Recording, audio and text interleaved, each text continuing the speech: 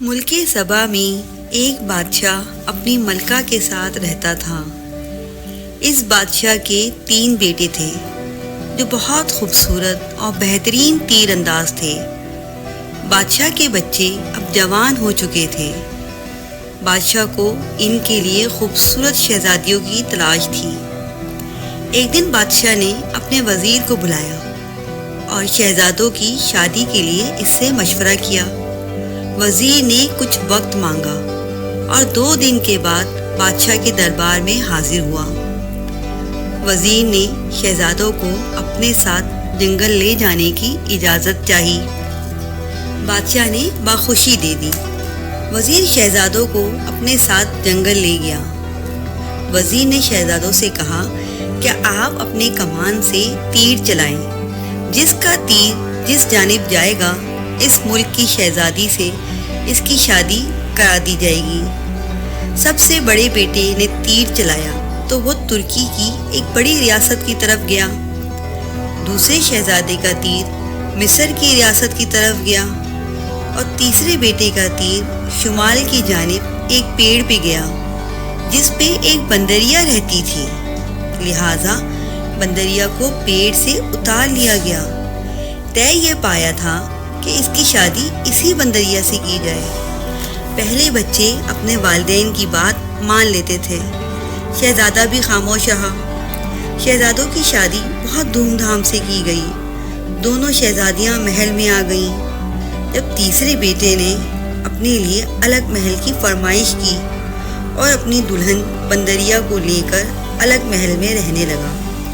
شادی کے کچھ عرصے کے بعد بادشاہ اور ملکہ کا دل چاہا کہ وہ اپنی بہوؤں کا سلیقہ چیک کرے، لہٰذا بادشاہ نے انہیں رومال کاٹنے کو دیے۔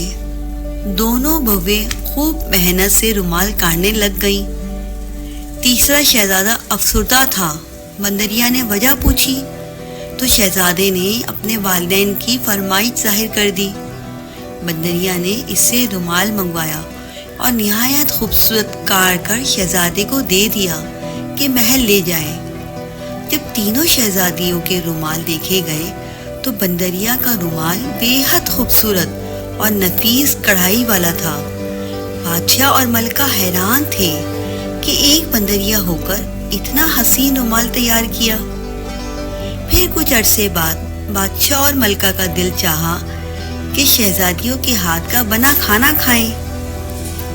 انہوں نے یہ فرمائش اپنے بچوں سے کی۔ دونوں شہزادیاں خوب محنت اور محبت سے کھانا بنانے لگ گئیں۔ تیسرا شہزادہ پھر افسردہ تھا۔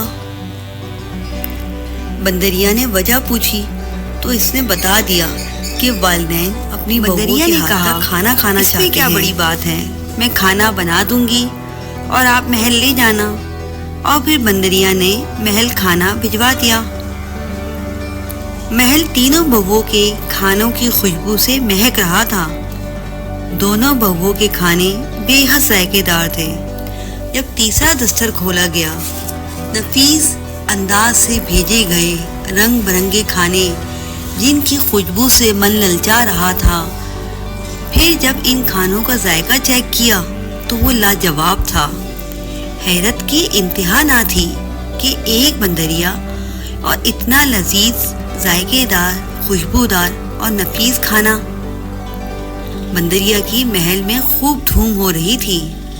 پھر کچھ عرصے کے بعد بادشاہ اور ملکہ کو اپنی تینوں بہوؤں کو ایک ساتھ دیکھنے کا دل چاہا۔ بادشاہ نے یہ خواہش اپنے بیٹوں سے کی۔ تیسرا شہزادہ پھر افسردہ ہو گیا اور کونے پہ ایک جگہ جا کے بیٹھ گیا۔ بندریا نے وجہ پوچھی تو اس نے کہا کھانے اور رومال تک تو ٹھیک تھا، دونوں شہزادوں کی دلہنیں بے حد خوبصورت، اور تم ایک بندریا۔ بندریا نے کہا ٹھیک ہے، میں چلی جاؤں گی، لیکن شرط یہ ہے کہ آپ میرے ساتھ نہ جائیں۔ شہزادہ جو پہلے ہی شرمندہ تھا فوراً مان گیا۔ تینوں شہزادیاں محل میں لائی گئیں۔ بڑی شہزادی نے سبز رنگ کا سوٹ پہنا تھا جو بے حد حسین لگ رہی تھی۔ دوسری شہزادی نے گلابی رنگ کا پہنا تھا، وہ بھی بے حد حسین لگ رہی تھی۔ جب تیسری شہزادی کو محل میں لایا گیا تو اس کی روشنی سے محل چمک اٹھا. بے حد خوبصورت، نازک ہونٹ، حسین لمبے بال، دلکش چہرہ، گویا کوئی پری ہو. سب حیران تھے. کسی نے اس کی خوبصورتی کی خبر چھوٹے شہزادے کو دے دی. چھوٹا شہزادہ چھپ کر بندریا کو دیکھنے آ گیا اور اس نے شرط توڑ دی. شہزادی کو دیکھ کر شہزادہ واپس محل کی طرف گیا اور کمرے میں اس نے بندریا کی کھال دیکھی. غصے میں آ کر اس نے کھال جلا دی. ادھر شہزادی بے چین ہو گئی اور اس کے جسم میں آگ بھڑکنے لگی. وہ جلدی دوبارہ اپنے محل میں گئی. شہزادے نے اس کی جب یہ حالت دیکھی تو وہ بہت شرمندہ ہوا اور دکھی بھی. شہزادی کو بہت جلن ہو رہی تھی. بہت سے شاہی طبیب بلائے گئے لیکن کسی صورت آرام نہ آیا. شہزادہ بہت پریشان تھا. وہ ٹہلتا ہوا محل کے باغ میں آ گیا. وہ بہت اداس تھا. شہزادے کو وہاں دو چڑیاں نظر آئیں جو باتیں کر رہی تھیں کہ پرستان کی شہزادی کے ساتھ بہت برا ہوا.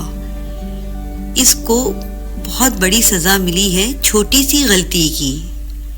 دوسری چڑیا نے پوچھا اس نے کیا غلطی کی تھی؟ چڑیا نے بتایا کہ پرستان کے لوگ دنیا والوں کو پسند نہیں کرتے. دنیا کے لوگ آپس میں لڑتے ہیں اور دل میں بغض رکھتے ہیں.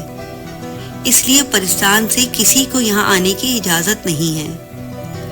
پرستان کی شہزادی اپنی کم عمری اور جذباتیت کی وجہ سے دنیا دیکھنے آ گئی.